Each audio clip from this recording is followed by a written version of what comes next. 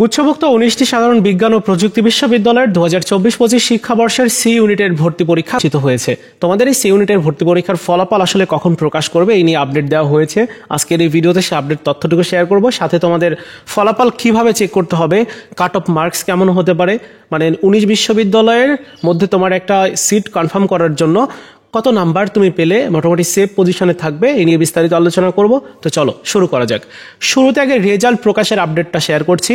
দেখো, the daily campus online পত্রিকা এই তো কিছুক্ষণ আগে একটা নিউজ করেছে। নিউজটির শিরোনামটা এরকম যে গুচ্ছের সি ইউনিটের ফল প্রকাশ আজ, অর্থাৎ আজকে 28 এপ্রিল ফল প্রকাশ করা হবে এমনটা বলা হচ্ছে।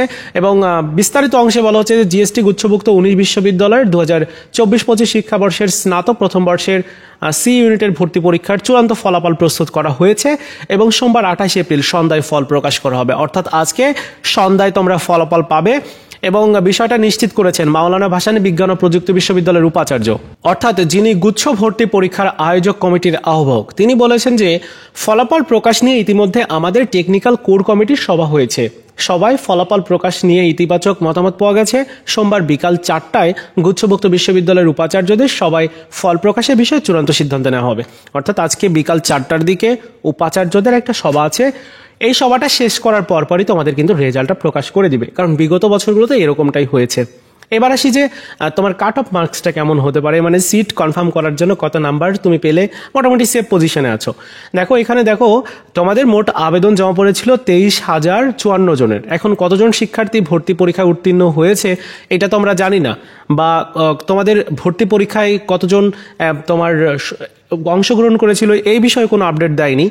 তবে তোমাদের ভর্তি পরীক্ষার ফলাফল প্রকাশ না হওয়া পর্যন্ত কাট অফ মার্কস নিয়ে আলোচনা করা খুবই মুশকিল, কারণ গুচ্ছের 19 বিশ্ববিদ্যালয়ের মোট আসন রয়েছে 2200 প্লাস। এখন 2200 জন শিক্ষার্থী সুযোগ পাবে, তাহলে এর মধ্য থেকে কতজন শিক্ষার্থী কত নাম্বার পেয়েছে এইটা জানা কিন্তু খুবই জরুরি। সো যতক্ষণ না পর্যন্ত রেজাল্ট প্রকাশ করছে এটা বলা কিন্তু খুবই মুশকিল যে কাট অফ মার্কসটা কেমন হতে পারে। কেননা তোমার এবার ভর্তি পরীক্ষাটা কেমন হয়েছে, পাশের হারটা কেমন, এই বিষয়গুলো জানতে হবে। সাথে কত থেকে কত নাম্বারের মধ্যে কতজন শিক্ষার্থী পেয়েছে এইটাও জানতে হবে। সো গত বছর বিগত বছরের তুলনায় এইবার গুচ্ছের ভর্তি পরীক্ষার যে প্রশ্ন সেই অনুযায়ী বা তোমাদের রেজাল্ট যেরকম হবে সেই অনুযায়ী কিন্তু কাট অফ মার্কস হবে। সো আমি এইটা নিয়ে কিন্তু ভিডিও আরেকটা দিব, অর্থাৎ রেজাল্ট প্রকাশের পর আরেকটা ভিডিও দিব, সেখানে কাট অফ মার্কস নিয়ে আলোচনা করব, ঠিক আছে? সো তোমাদের আপাতত এটা নিয়ে টেনশন করার কোনো দরকার নেই। তুমি যদি ভর্তি পরীক্ষাতে উত্তীর্ণ হও, গুচ্ছে যদি ভর্তি পরীক্ষায় উত্তীর্ণ হয় কোনো একজন শিক্ষার্থী, তাহলে তার মোটামুটি 19 বিশ্ববিদ্যালয়ে সুযোগ হওয়ার সম্ভাবনা থাকে, ঠিক আছে? সো আপাতত তুমি অপেক্ষা করার। সি ইউনিট যেহেতু এখানে খুব বেশি স্টুডেন্টস উত্তীর্ণ হবে না, তবে যারা উত্তীর্ণ হবে তাদের মধ্য থেকে যাদের মার্কসটা মোটামুটি স্ট্যান্ডার্ড, অর্থাৎ তোমার 40 থেকে 50-এর মধ্যে, তাদের অনেকের সুযোগ হয়ে যায়। গত বছর বিগত বছরগুলোতে এরকম হয়েছে।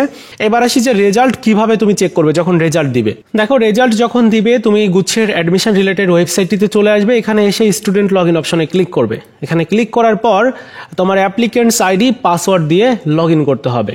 তো যাদের কাছে অ্যাপ্লিকেন্টস আইডি পাসওয়ার্ড আছে তোমরা দিয়ে লগ ইন করবে। যারা ভুলে গেছো রিকভার করে নিও, এখানে রিকভার আইডি পাসওয়ার্ড অপশন রয়েছে। যাই হোক, আমি লগ ইন করে দিচ্ছি। দেখো বন্ধুরা, লগ ইন করার পরে তোমার প্রোফাইলটিতে কিন্তু লগ ইন হয়ে যাবে, এবং প্রোফাইলটিতে লগ ইন হয়ে গেলে তুমি উপরের দিকে ইনফরমেশনগুলো দেখতে পারবে। আমি এগুলো হাইড করে রেখেছি। একদম নিচের দিকে আসবে।